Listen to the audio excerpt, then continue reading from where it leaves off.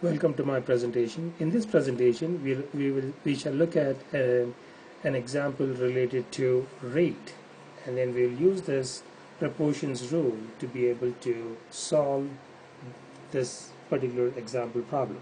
So the example here we have here is as follows.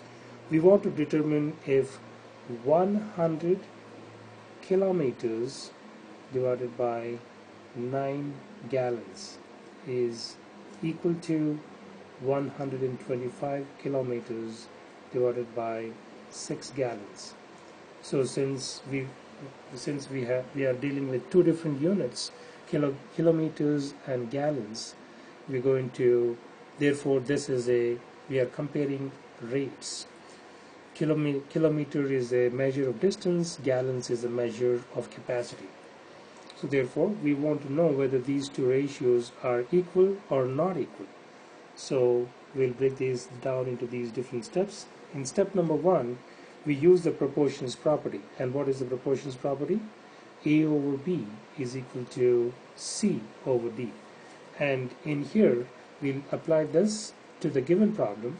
We have 100 kilometers divided by 9 gallons is equal to 125 kilometers divided by 6 gallons. So we cross multiply. The proportions property is telling us to be able to know whether this is a true proportion or not. We cross multiply, and the way we do that is as follows. We're going to, and we'll do that in step number 2. Step 2, we'll perform the cross multiplication. 100 times 6 is equal to 9 times 125, and using a calculator or using your long multiplication format, we can see that 100 times 6 is 600, and then 9 times 125 is 1125. The left hand side, the value what we have on the left hand side is not equal to the value what we have on the right hand side, or 600 is not equal to 1125. Since these two numbers are not equal,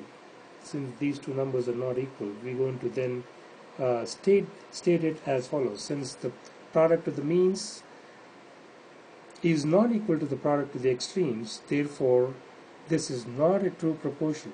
Therefore the two rates which we are comparing is not a true proportion, not a true proportion. And this is the way we want to be able to apply the basic formulas or the basic concepts which we know related to rate and ratios, and also knowing the proportions rule. We should be able to quickly come up with the conclusion saying that whether the two rates given to us is a true proportion or not a true proportion. In my next presentation, we shall look at some more examples related to proportions.